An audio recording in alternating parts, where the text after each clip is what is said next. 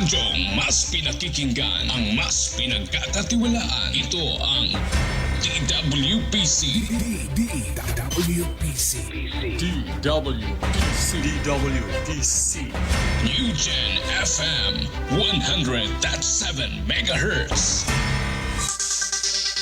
Sa himpapawid mula sa Barangay Fabrika, Bulan, Sorsogon, ang makabagong tunog ng radyo. Sa musika, sa balita at impormasyon, ang all-in-one radio station.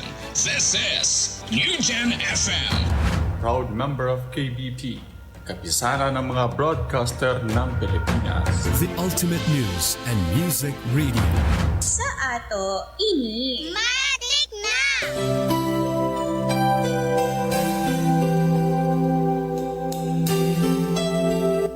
Inihahandog ng United Pentecostal Church Bulan ang programang Si Jesus ang Buhay na Pag-asa. Pakinggan at subaybayan ang mga aral ng Diyos na magdadala sa atin sa katotohanan, espiritual na kalayaan, pag-asa at buhay na walang hanggan. Mapapakinggan tuwing araw ng Lunes hanggang Linggo sa ganap na alas 5 ng umaga dito lamang sa New Gen FM, hosted by Pastor Randy Rosari. Si Jesus ang Buhay na Pag-asa. Times of refreshing here in your presence, no greater blessing than being with you.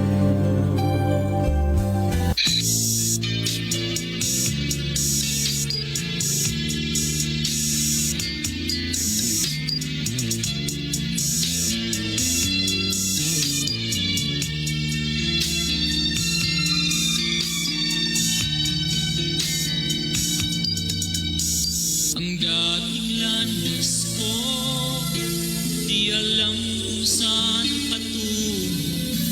Puso at isip ko, litong-lito.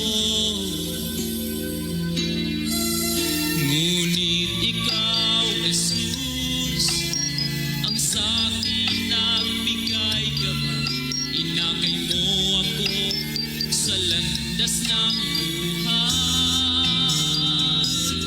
Ang puso ko'y nagagalak na magpuri sa ngalan mo.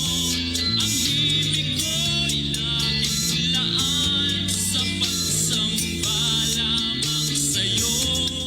Tunay ang dakila ka, O Diyos, sa buhay kong ito. Kaya't walang hanggang papuri ang alay. Ang alay ko sa'yo.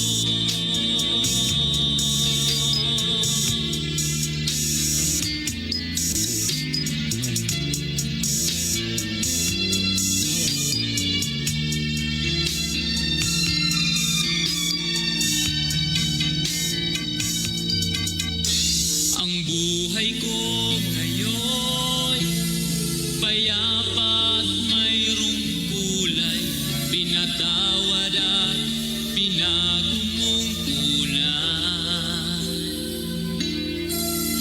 Tanging ikaw, Jesus, ang aking pag-asang taglay. Sa pagsubok man, ikaw ang karamay.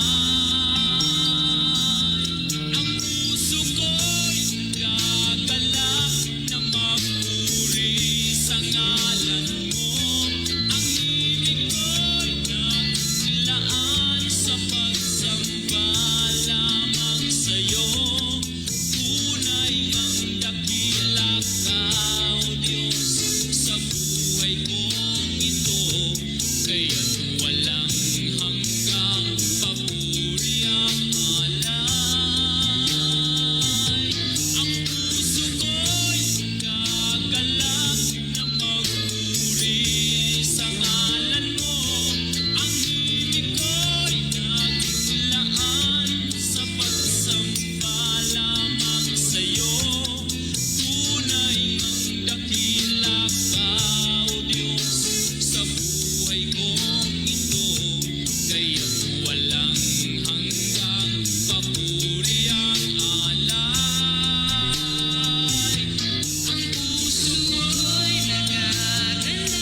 purihin ang pangalan ng ating Panginoong Hesukristo. Mga kapatid at mga kaibigan, sa imig po na inyong napapakinggan ay muli pong sumasayang papawid ang programang si Jesus ang buhay na pag-asa. Sa pangaran po ng ating pong pastor, Pastor Randy Rosare, ako po ang inyong lingkod, Pastor Alfred Generalo ng United Pentecostal Church Matnog, na inyo pong makakapili ngayon sa pag-aaral ng salita ng Panginoon. Kasama ko po sina Brother Rimar, Brother Angelo, Brother Aljon sa pagbabasa ng mga salita ng Diyos na atin pong pag-aaralan sa umagang ito. Maraming salamat din po sa atin pong technical side, DJ Box. Maraming salamat po sa pag-assist. Pagpalain po kayo ng ating Panginoon. Pagbati po sa atin pong pastor, Pastor Randy and Pastora Maricar dyan po sa Ikirino. Pagpalain po kayo ng ating Panginoon. Amen. At sa lahat ng mga kapatiran dito po sa UPC Bulan, sa tatlong congregation po na pinangasiwaan ng ating pong pastor, ang mga kapatiran po natin dyan sa Magsaysay at mga kapatiran natin dyan sa Ikirino at maging sa Santa Remedios. Magandang umaga po sa lahat ng atin pong mga kapatid sa pananampalataya. Nawa tayo ay magpatuloy lamang sa paglilingkod sa Panginoon hanggang sa kanyang muling pagbabalik. Tayo ay magpakatapat sa paglilingkod at pagsunod sa atin pong Panginoon, mga kapatid. Amen. Praise God. And by this time, pagbati din po sa atin pong mga Facebook Live viewers. Amen. Pastor Joel Tinoco.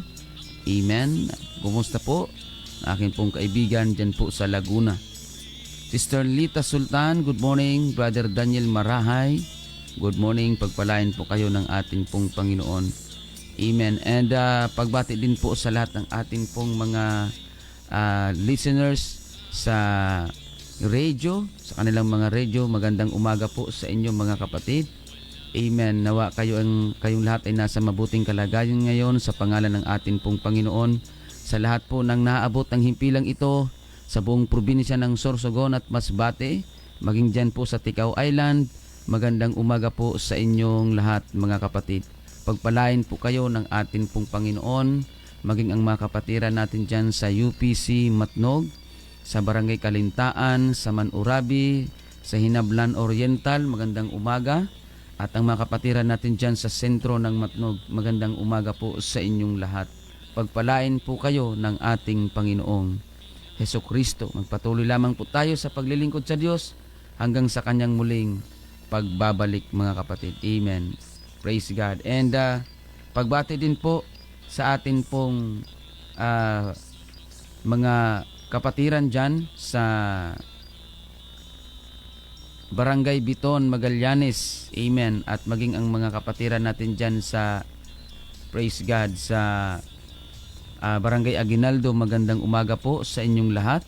Pagpalain po kayo ng ating Panginoon. Sa lahat ng ating pong mga kapatiran din dito po sa sentro ng Bulan, magandang umaga po sa inyo.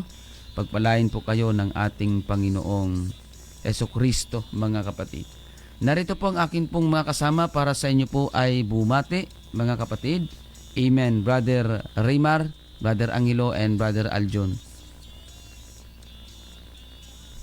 Praise the Lord. Isang mapagpalang umaga sa bawat isa sa atin sa pangalan ng Panginoon. Binabati natin ang lahat ng mga nanonood sa kanilang Facebook at sa kanilang mga radio, sa mga nakikinig, anuman po ang inyong kalagayan, anuman po inyong ginagawa.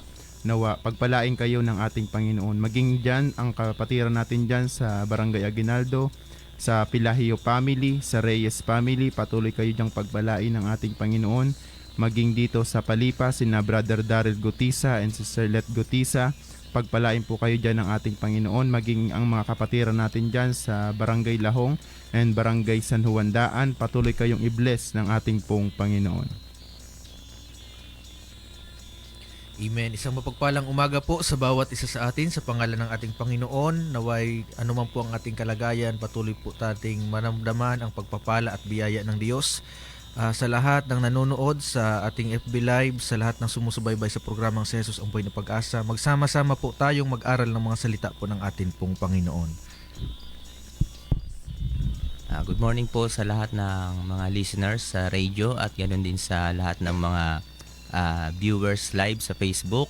Pagpalain po kayo ng ating Panginoon at pagbati po sa mga kapatiran natin sa Barangay Santa Remedios, sa Solidad Family, Isiha Family at Guneo Family, at ganoon din sa Gulyena Family. Pagpalain po kayo lagi ng ating Panginoon, at maging sa mga kapatid natin sa Barangay Aquino, sa Family Guyal, Asuela Family at Gotes Family. Good morning po sa inyo dyan. Pagpalain kayo ng ating Panginoon, at maging sa mga kapatiran natin dyan sa Barangay Iquirino.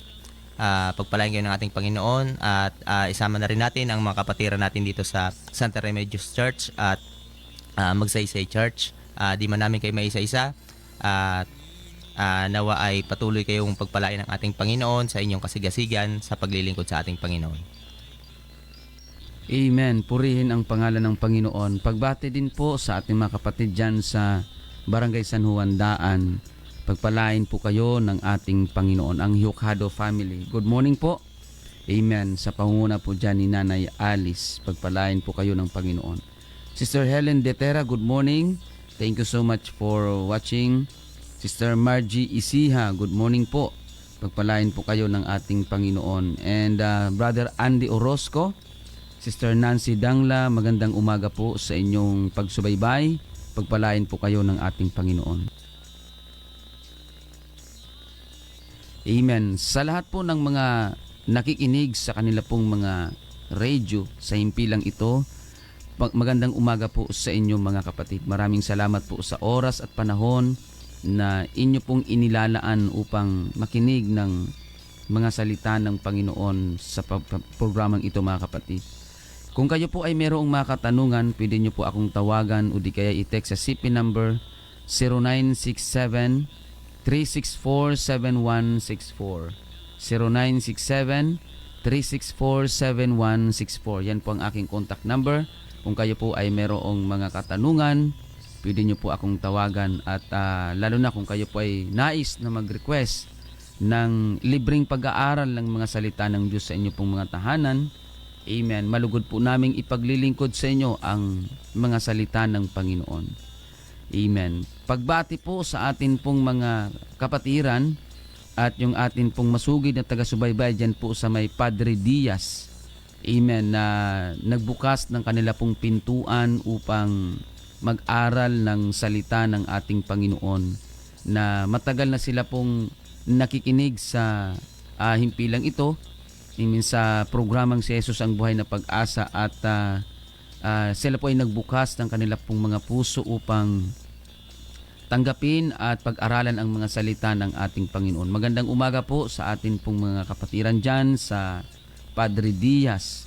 Amen. Pagpalain po kayo ng ating Panginoong Hesukristo. Tayo po ay magpapatuloy sa atin pong programa mga kapatid, at kung saan ito ang pinakasentro ng atin pong programa mga kapatid, ang pag-aaral ng salita ng Diyos. Simulan po natin sa pananalangin. Hilingin po natin sa Panginoon ang kanyang gabay at patnubay sa ating pagtatalakay. Tayo po ay manalangin mga kapatid. Dakila at makapangyarihang Diyos, aming Panginoong Hesukristo, maraming salamat po sa umagang ito na minsan pa kami po ay mag-aaral ng iyong banal na salita. Patuloy mo po kaming turuan at bigyan ng kaunawaan, amen, upang aming maintindihan ang mga salita mong aming pag-aaralan. Panginoong Hesus, patuloy ka pong mangusap, magpahayag at magpakilala sa amin pong mga kababayan, sa lahat ng amin pong mga masugid na taga-subaybay, tagapakinig o maging tagapanood man sa Facebook Live na ito. Pagpalain mo po, Panginoon, ang kanil pong mga buhay. I pray, Lord, amen, patuloy mo pong tugunin ang kanilang mga pangangailangan. Higit sa lahat, O Diyos, magbigay ka po ng liwanag, ilaw sa buhay ng bawat mga nakikinig, sa lahat ng nanunood sa umagang ito. Maraming salamat, Panginoon. Pagpalain po ang aming pagtatalakay ngayon. Be with us, Lord. In your name, Jesus Christ, we pray. Amen. Praise God.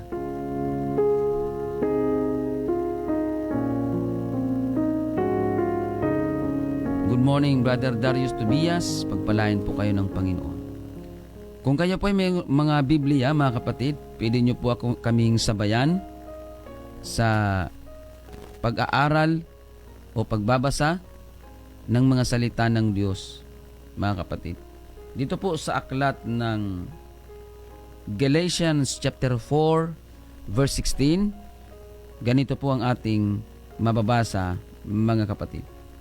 Kaya nga, ako bagay naging kaaway ninyo sa pagsasabi ko sa inyo ng katotohanan? Amen. Praise God. Salamat sa Panginoon sa pagbabasa ng kanyang banal na salita sa pamagitan ni Apostol Pablo. Sabi ni Pablo, ako bagay kaaway ninyo sa pagsasabi ko sa inyo ng katotohanan, mga kapatid. Amen. Tayo po ay atin pong pag-aralan, amen, ang paksang ito na mayroon pong pinamagatang The truth will set us free. Ang katotohanan, ang totoong magpapalaya sa atin. Hindi lingid sa ating kalaman na ang katotohanan, ito po ay masakit pakinggan, ngunit nakakagamot, mga kapatid, at nakakabuti sa bawat nakikinig. Kagaya ni Apostol Pablo, mga kapatid, sabi ni Apostol Pablo, ako bagay kaaway ninyo sa aking pagpapahayag o pagsasalita ng katotohanan. Hindi po madali ang pagsasalita ng katotohanan. Hindi madali ang pagpapahayag o paghahayag ng katotohanan. Dahil dalawa lang po ang pwedeng maramdaman ng mga taong makakapakinig ng paglalahad o pagsasabi natin ng katotohanan. At ang dalawang ito pwedeng matuwa or pwedeng mainis sa ating paghahayag ng katotohanan. Kaya nga mga kapatid, may mga nagme-message sa atin na tila baga nagpapahayag din sila ng kanila pong mga damdamin tungkol sa katotohanan ng kanilang napapakinggan. Negatibo man o positibo man. Hindi importante yon, mga kapatid. Ang importante ay naipahayag natin ang katotohanan. The truth will set us free, mga kapatid. Amen. Bakit?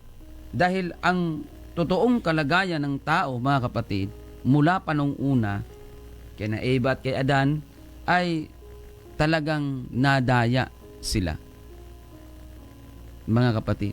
Kaya, mga kapatid, kailangan natin maunawaan bakit kailangan natin palayain ng katotohanan. Bakit kailangan natin maging malaya? Hindi po literal, mga kapatid, na tayo ay nakakulong, mga kapatid. Hindi literal na tayo ay may kaso sa lipunan. Hindi po, mga kapatid. Dahil historically speaking, ang simula o ang pinakaugat kung bakit ang tao ay kailangan palayain mula sa kamalian, amen, ay dahil sa ang tao po ay nadaya. At hanggang sila po ay nagkasala at hanggang ngayon, mga kapatid, ang tao po ay namumuhay o naliligo sa putik ng kasalanan. At yan po ang nais ng Panginoon na tayo po ay bigyan ng kalayaan. Atin pong sulyapan ang pangyayari kung bakit nadaya, pangyayari na kung saan nagsimula ang pagkakasala ni Eva at ni Adan dito po sa Genesis chapter 3 verse 1 to 5. Ganito po ang atin pong mababasa, mga kapatid. Ang ahas nga ay lalong tuso kaysa alinman sa mga hayop sa parang na nilikha ng Panginoong Diyos. At sinabi niya sa babae, tunay bang sinabi ng Diyos, huwag kayong kakain sa alinmang punong kahoy sa halamanan?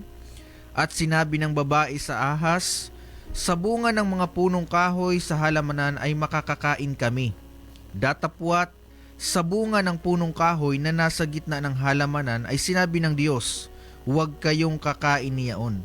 Nihiwag ninyong hihipuin, baka kayo'y mamatay.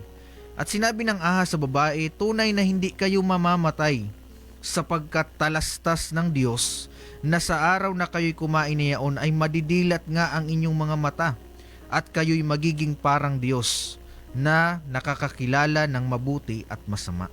Ito po mga kapatid yung napakinggan natin na kung saan dito nagsimula na mandaya si Satanas sa mga tao.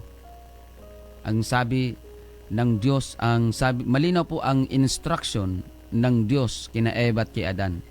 Sa katunayan, inulit o sinabi ni Eva sa ahas ang utos ng Panginoon.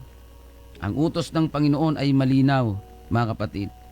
Amen. Sa bunga ng mga punong kahoy sa halamanan ay makakakain sila. Datapat yung bunga, amen, yung bunga ng punong kahoy na nasa gitna ng halamanan. Mga kapatid, sabi ng Diyos, huwag kayong kakain niyaon, huwag ninyong hihipuin, baka kayo'y mamatay. Mga kapatid. Pero nandito yung pandaraya ni Satanas. Mga kapatid, anong sabi ni Satanas? Tunay na hindi kayo mamamatay. Diyan po mga kapatid hanggang sa hindi lang hinipo, kundi kinain yung bunga ng punong kahoy ng pagkakaalam ng mabuti at masama. Ang instruction ng Panginoon, huwag ninyong kakainin, ni huwag ninyong hihipuin. Mga kapatid. Ang ginawa ni Eva, ni Adan, hindi lang hinipo, kundi kinuha at kinain. So, dahil sa pandaraya at paglilinlang. And until now, mga kapatid, ang mga tao ay nalilinlang, mga kapatid, dahil sa kakulangan ng kaalaman. Ang sabi nga ng Hosea chapter 4 verse 6, my people perish because of lack of knowledge. Kaya nga mga kapatid, may pag-aaral tayo ng Biblia sapagkat dito tayo magkakaroon, mga kapatid, ng knowledge and understanding tungkol sa salita ng Panginoon na dapat nating gawin at mga hindi dapat natin gawin, mga kapatid. So nalilang, nadaya ang tao, mga kapatid, nung panahon ni Eva at ni Adan. At hanggang sa pinalayas sila sa Garden of Eden. Amen. At doon po nagsimula ang kahirapan at pagtitiis, bunga ng kasalanan at pagsuway, mga kapatid. Dahil po yun sa pandaraya at panlilinlang ni Satanas. Amen. So, ang tao kasi may free will na ibinigay ang Panginoon sa kanila. Kaya lang, ginamit nila sa hindi tama. Kaya ganoon din tayo. Yung kalayaan nating pumili, gamitin natin sa tamang pagpipili at pagpapasya. Mga kapatid. Amen. Si Satanas, mula pa noon, mga kapatid, ay talagang hindi na gumagawa ng mabuti. At maging ang mundo ngayon ay talagang kontaminado ng mga masasamang bagay. Kagaya nga ng lagi nating sinasabi sa programang ito na ang panahon ngayon baliktad na. Yung tama gagawing mali, yung mali gagawing tama. Hanggang sa nakasanayan na ng tao na gawin ang mali, kaya akala nila tama na yung ginagawang nilang mali. Ang mali kasi pag nakasanayan, parang nagiging tama, mga kapatid. Amen. So, maging ang sanlibutan ito ay talagang kontaminado ng mga sistema na pinamumunuan ni Satanas, mga kapatid. 2 Corinthians chapter 4 verse 4, pakinggan natin ang sinasabi. Na binulag ng Diyos ng sanlibutan ito ang mga pag-iisip ng mga hindi nagsisisampalataya, upang sa kanila'y huwag sumilang ang kaliwanagan ng ebanghelyo ng kaluwalhatian ni Kristo, na siyang larawan ng Diyos. Amen. Una, ang ginawa ni Satanas, dinaya niya si Eva at si Adan. Nung nadaya, nahulog sa kasalanan, mga kapatid, at nandito sa sanlibutan, pilit pa rin ang ginagawa ng dyablo, pilit pa rin binubulag, amen, ng Diyos ng sanglibutang ito. Sino po yung Diyos ng sanglibutang ito na tinutukoy ni Apostol Pablo? Ang Diyos po ng sanglibutang ito na tinutukoy niya dito ay ang dyablo, si Satanas. Pilit niyang binubulag ang mga pag-iisip ng mga taong hindi nagsisisampalataya sa Diyos. Para huwag sumilang ang kaliwanagan ng ebanghelyo ng ating Panginoong Hesukristo. Kasi ang totoong magbibigay ng ilaw at liwanag sa tao ay ang ebanghelyo ng ating Panginoong Hesukristo. Kaya si Satanas pilit niyang binubulag ang mga pag-iisip ng mga tao na hindi nagsisisampalataya sa Diyos. Ganon din tayo, mga kapatid. Amen. Binubulag ni Satanas ang mga tao, mga kapatid, para hindi sumilang ang kaliwanagan ng ebanghelyo ni Kristo. Kaya nga, si Satanas, marami siyang ginagawang pamamaraan para ang tao ay huwag maibaling yung kanilang atensyon sa mga espiritual na bagay sa salita ng Diyos. Kaya nga marami siyang ginagawang paraan. Nariyan ang kalayawan, nariyan ang mga bisyo, na totoo naman na nagbibigay ng kaligayahan sa mga tao. Kaya lang pansamantala lamang na kaligayahan. Pero ang dulot niyang ng kaligayahan na binibigay ni Satanas ay pagdurusa, kabiguan at kapahamakan. Nariyan ang mga bisyo, kalayawan ng sanglibutan, ini-offer ni Satanas para ang tao po ay maibaling yung kanilang atensyon doon sa mga bagay na pansamantala lamang kaysa sa mga bagay na pang-eternal. Ang paglilingkod sa Diyos at ang pag-aaral ng Biblia, ito po ay pang-eternal, mga kapatid. Kaya kailangan natin maging matalino sa ating mga pagpapasya. Kailangan nating maging matalino, mga kapatid, sa bawat oras na gugugulin natin dito sa mundong ito. Mga kapatid, wag nating hayaan na matangay tayo ng mga daloy o agos ng mga makasanlibutang mga bagay dito sa mundo. Wag nating hayaan na yung sistema ng mundo ay talagang magtangay sa ating papalayo sa Panginoon. Wag nating hayaan, mga kapatid, na magkaroon ng pagkakataon si Satanas na tayo po ay ilayo sa ating Panginoon. John chapter 8 verse 44, pakinggan natin. Kayo'y sa inyong amang Diablo, at ang mga nais ng inyong ama ang ibig ninyong gawin. Siya isang mamamatay tao buhat pa ng una, at hindi nananatili sa katotohanan, sapagkat walang katotohanan sa kanya. Pagka nagsasalita siya ng kasinungalingan, ay nagsasalita siya ng saganang kanya, sapagkat siya'y isang sinungaling at ama nito. Amen. Si Satanas, ang Diablo, mga kapatid, siya po ay, kumbaga, walang mabuting bagay kay Satanas. Mula pa nung una, walang mabuting bagay na meron siya.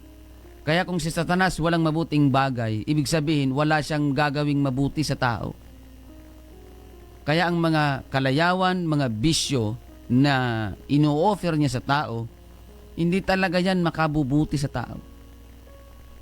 Mga kapatid, yung sanlibutan na tinutukoy dito, ito yung mga bagay na sistema ng mundo na pinagharian ni Satanas. At ang sabi ng Biblia, mga kapatid, si Satanas isang mamamatay tao, hindi nananatili sa katotohanan, mga kapatid, sinungaling, ama ng kasinungalingan, mga kapatid. Kaya wala siyang mabuting bagay na gagawin sa tao dahil walang mabuting bagay sa kanya. Tanging Diyos lamang po ang mayroong mabuting bagay na pwedeng ibigay sa mga tao. And that's the reason why, amen, tayo po ay patuloy na ipinapangaral ang salita ng Panginoon, sapagkat nais ng Diyos ang tao ay magkaroon ng mabuting bagay at patuloy na lumapit ang tao sa atin pong Panginoon. Kaya mga kapatid at mga kaibigan, patuloy natin yakapin, amen, ang salita ng Diyos. Patuloy natin yakapin ang mga pangako at ang paglilingkod sa atin pong Panginoon. Amen. Ito po ang kalagayan ng tao at ito ang kalagayan ng sanglibutan na hindi talaga magkakaroon ng kabutihan o hindi magkakaroon ng mabuting maidudulot sa buhay ng bawat tao. Kaya sabi nga ng Romans chapter 12, be not conformed to this world, but be ye transformed by the renewing of your mind. Si Pablo ay patuloy na nagpapaanyaya at patuloy na nagpapaalala, huwag tayong magsiayon sa sanglibutang ito, kundi mag-iba tayo sa pamamagitan ng pagbabago ng ating pag-iisip. Sapagkat ang sanglibutan, walang magandang maidudulot sa mga tao ang sanglibutan.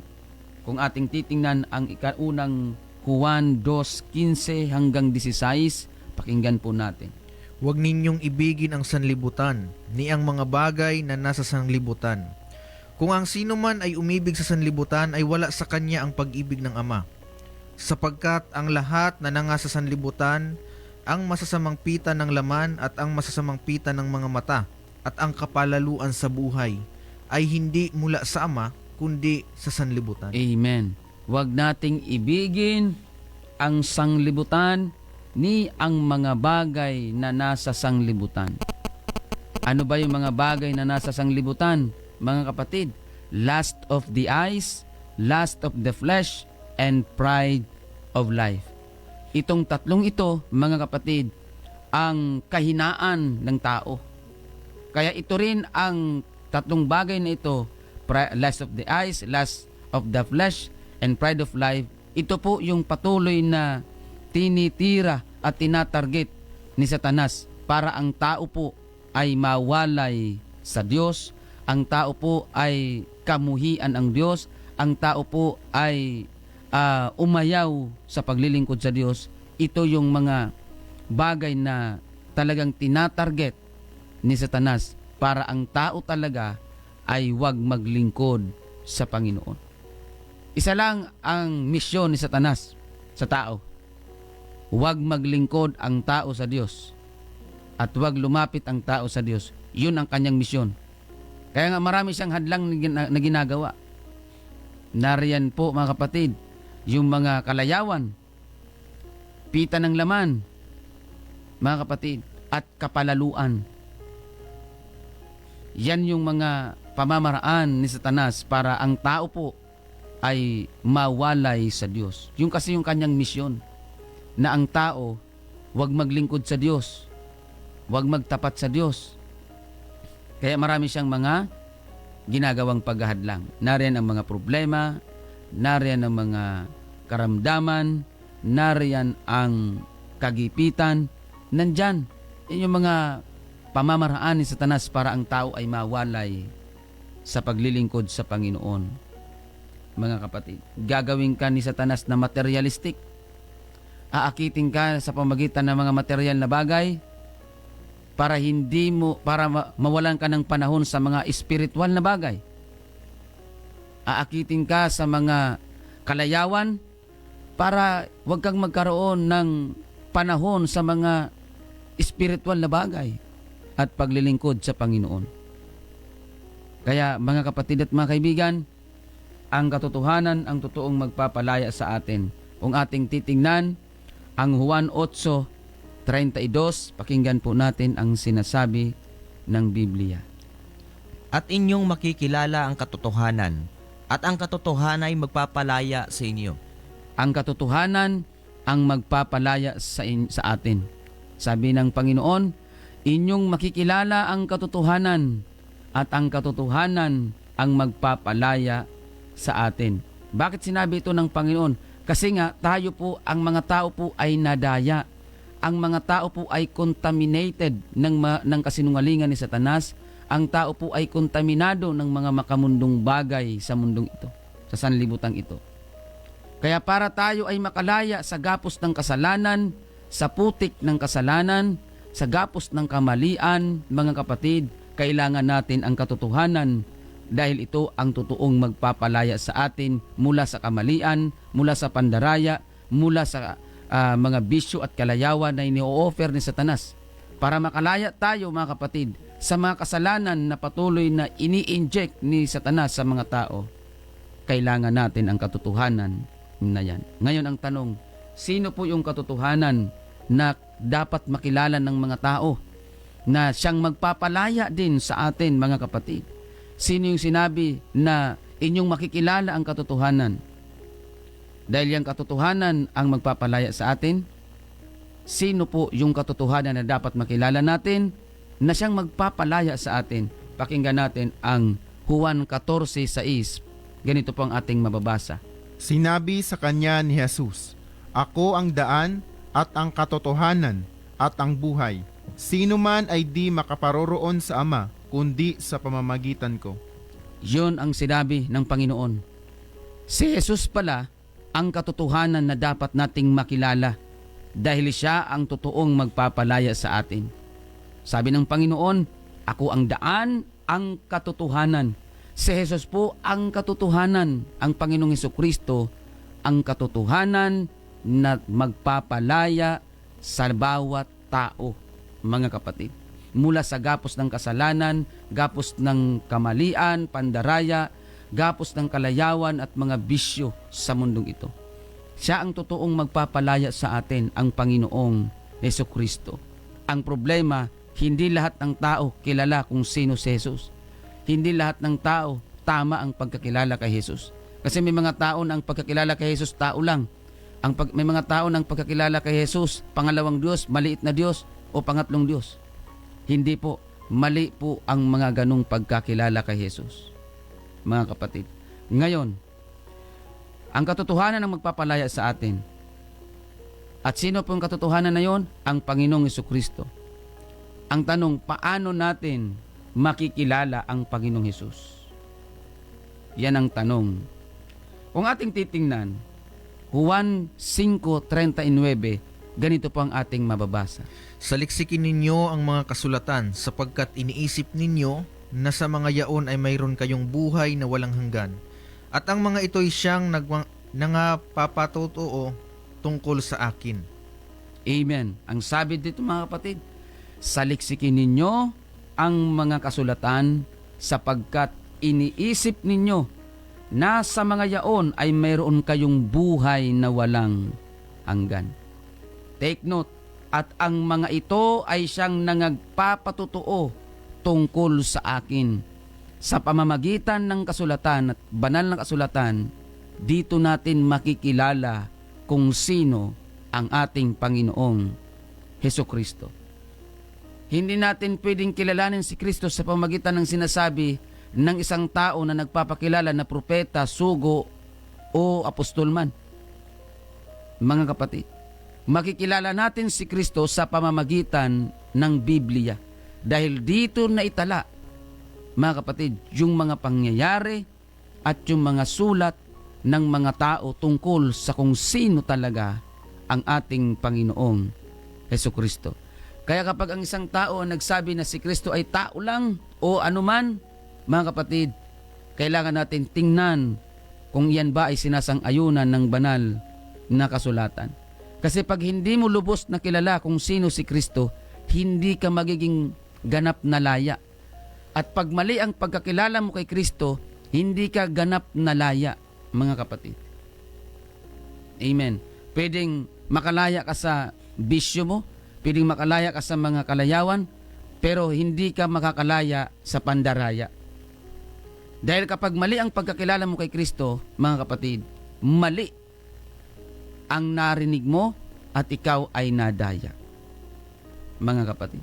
Kaya nga may mga tao, iba-iba ang kanilang pananaw, iba-iba ang kanilang pagkakilala kung sino ang Panginoong Hesukristo, mga kapatid at mga kaibigan.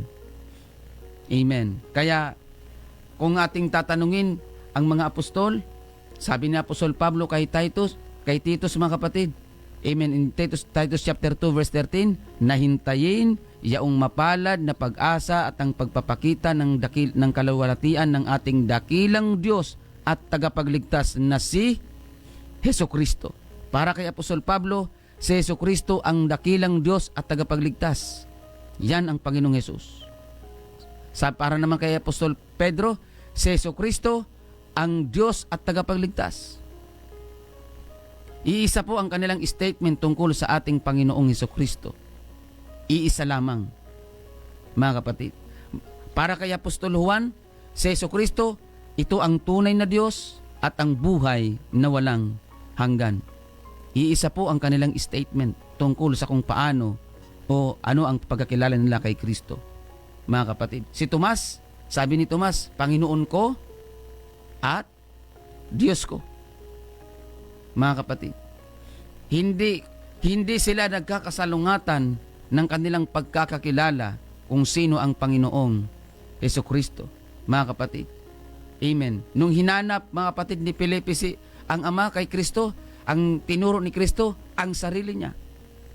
Mga kapatid, kaya doon nagkaroon ng conclusion ang mga alagad na ang Panginoong Jesucristo, siya po yung Ama na nagkatawang tao upang tayo ay tubusin sa ating mga kasalanan. In Philippians chapter 2, verse 6 to 7 and 8.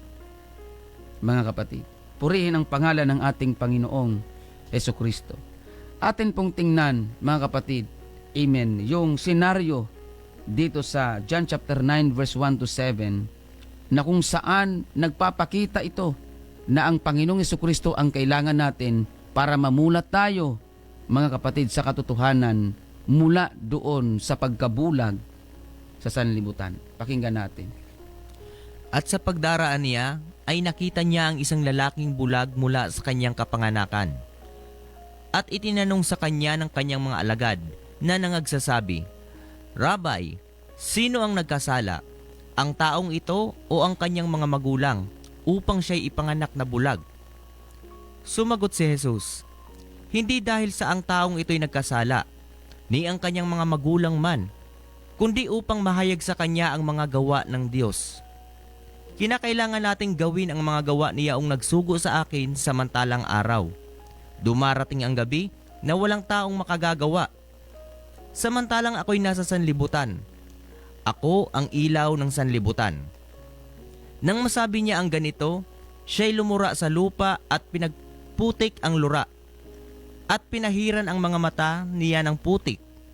At sinabi sa kanya, humayo ka, maghugas ka sa tangki ng Siloe, na kung liliwanagin ay sinugo. Siya nga'y humayo at naghugas at nagbalik na nakakakita. Amen. Purihin ang pangalan ng ating Panginoong Jesucristo.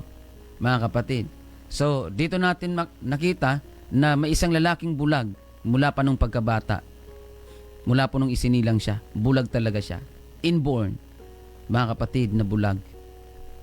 Amen. At nagtagpo ang kanilang landas ng ating pong Panginoong Jesucristo at pinagaling niya ito, mga kapatid. Pero bago niya ito pinagaling, nag-declare ang Panginoon, ako ang ilaw ng sanglibutan.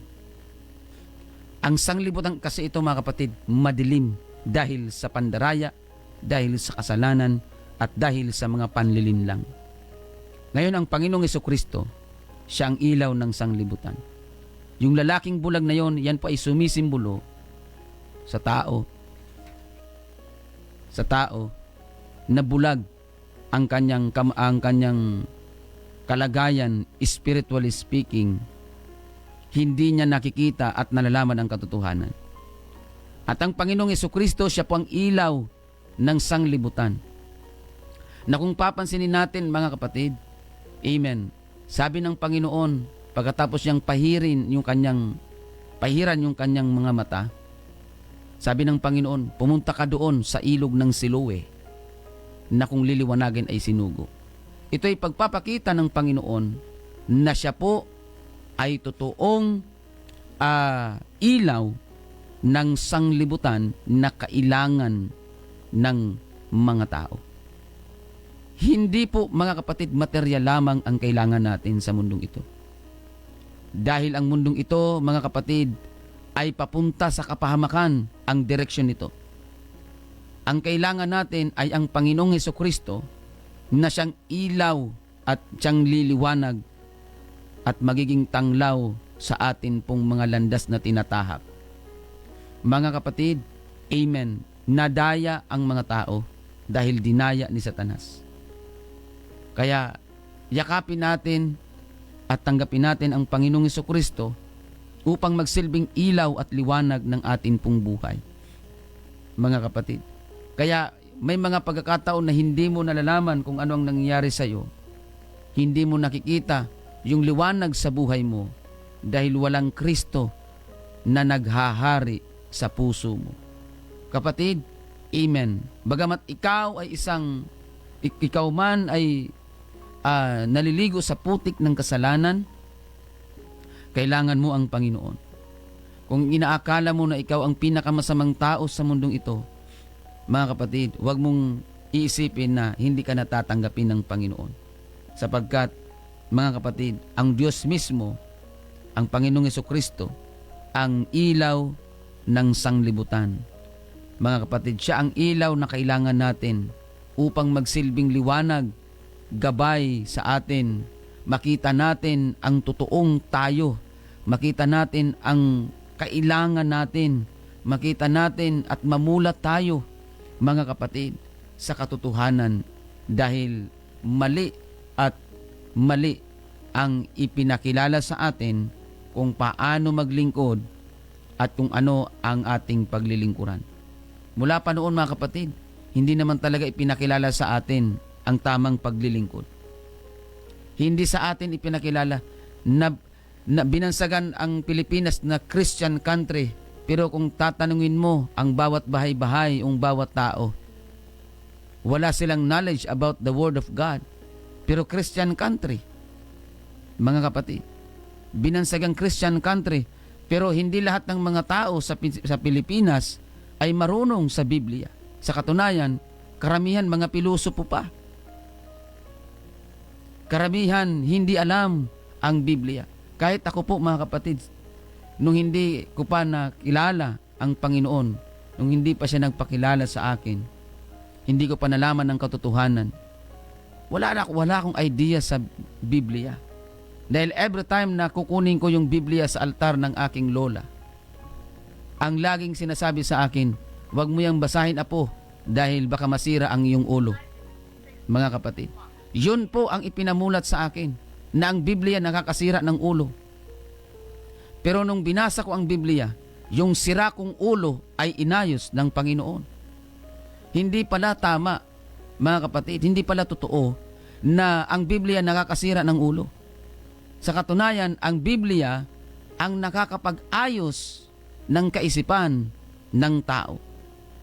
Kung meron man akong isang bagay na nalalaman na nakakasira ng ulo ng tao, yun po ay ang droga, ang mga bisyo.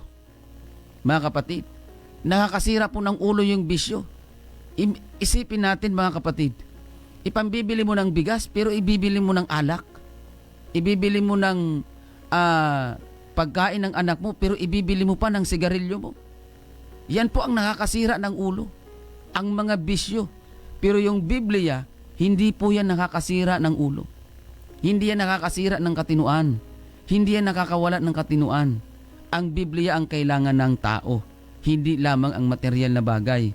Mga kapatid at mga kaibigan, Biblia po ang kailangan natin basahin at isa pamuhay, unawain at isa pamuhay. Mga kapatid, kaya kung ako man ay papalarin na magbigay ng suggestion, mga kapatid, sa kagawaran ng edukasyon, mga kapatid, isama sa pag-aaral at sa subject ng mga estudyante ay, mga kapatid, ang pag-aralan ang Biblia. Dahil Biblia po ang sagot sa mga lumalalang krimen, Biblia ang sagot sa mga lumalalang korupsyon na nangyayari sa lipunan. Biblia ang kasagutan, mga kapatid. Biblia, basahin at unawain. Ito po ang kailangan natin. Dahil ang sabi ng Panginoong Hesus, saliksikin ninyo ang mga kasulatan. Dahil ito ang mga ito ay siyang magpapatotoo tungkol sa akin.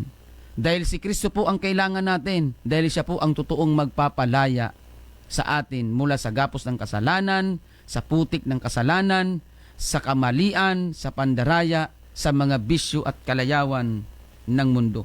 Kaya nga ang Panginoong Jesucristo, kung ating babasahin sa Mateo 11:28, ganito po ang ating mababasa.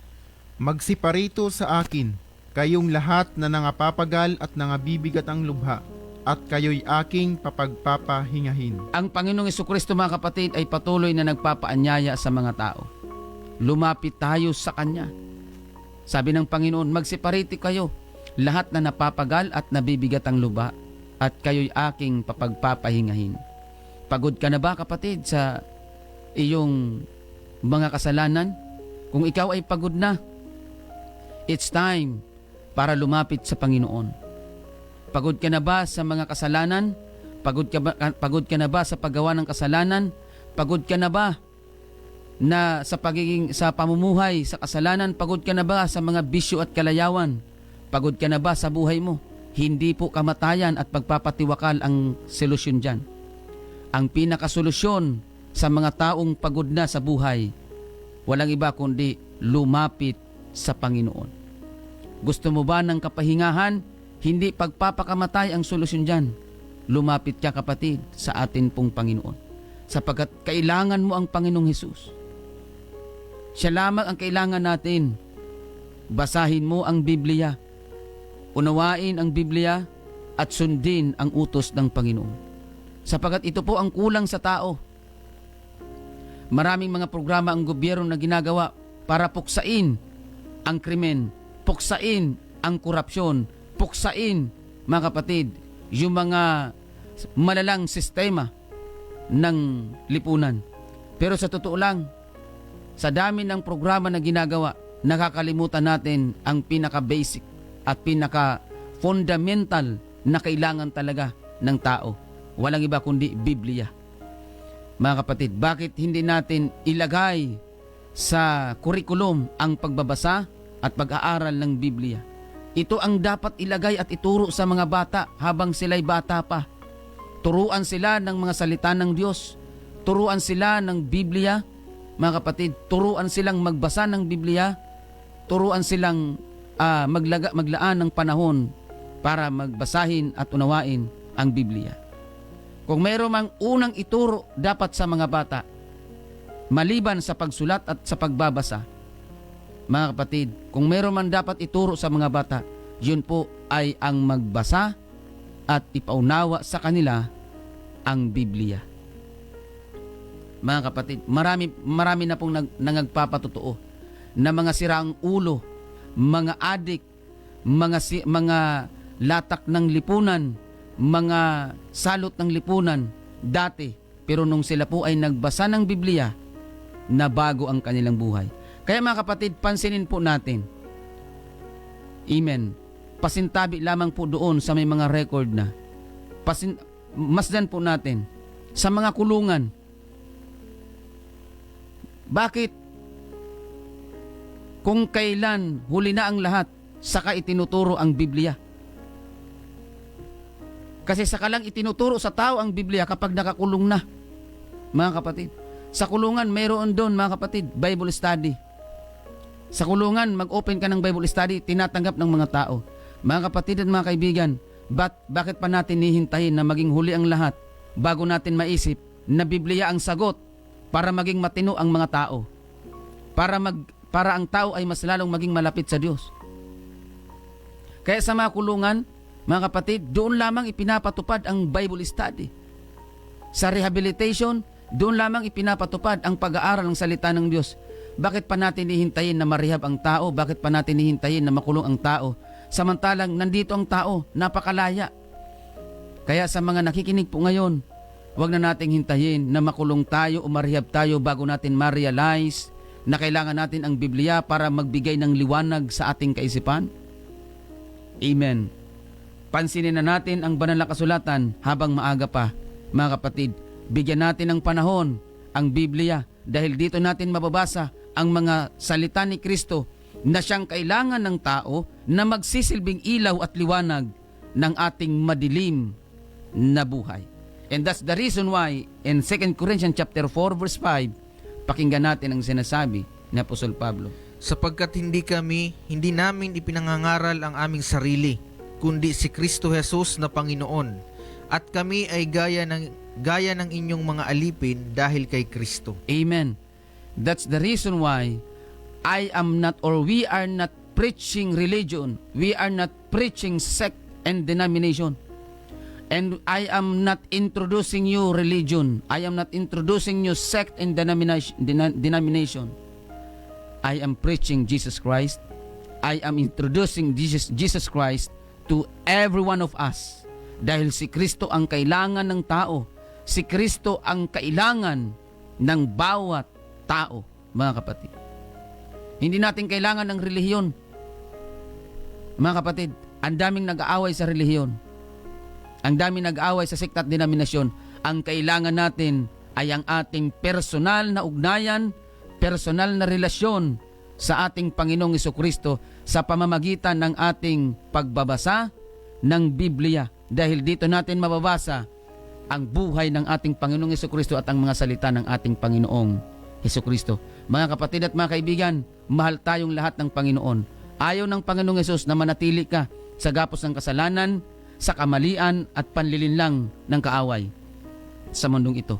Gusto ng Panginoon na magbigyan ka ng kalayaan dahil nais ng Panginoon, mga kapatid, mamuhay ka sa kaliwanagan sa tulong at biyaya ng ating Panginoon. Nawa tayo pong lahat ay may natutunan ngayon sa tulong ng Panginoon. Maraming salamat po sa inyong pagsubaybay, mga kapatid. Tayo po ay manalangin sa ating pansamantalang pagtatapos. Panginoong Hesus, maraming salamat po sa nagdudumilat ng katotohanan.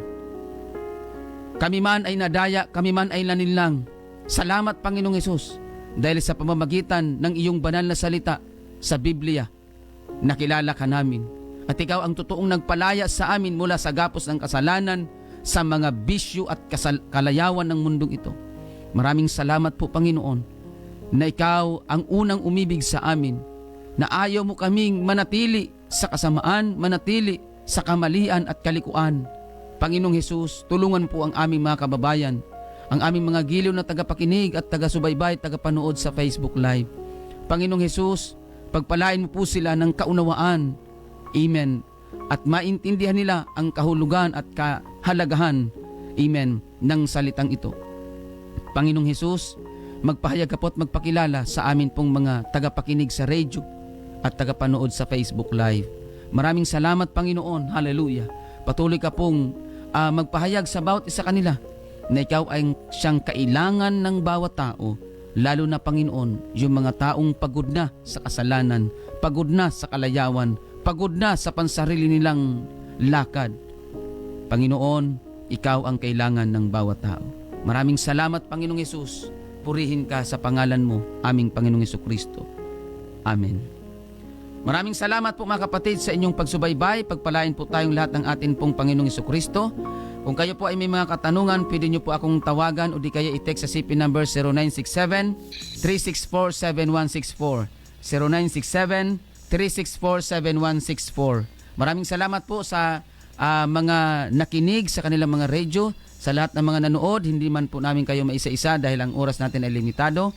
Brother Raymar, Brother Angelo, Brother Aljon, salamat sa Bible reading. DJ Box, salamat po sa technical side. Pagpalain po kayo ng Panginoon.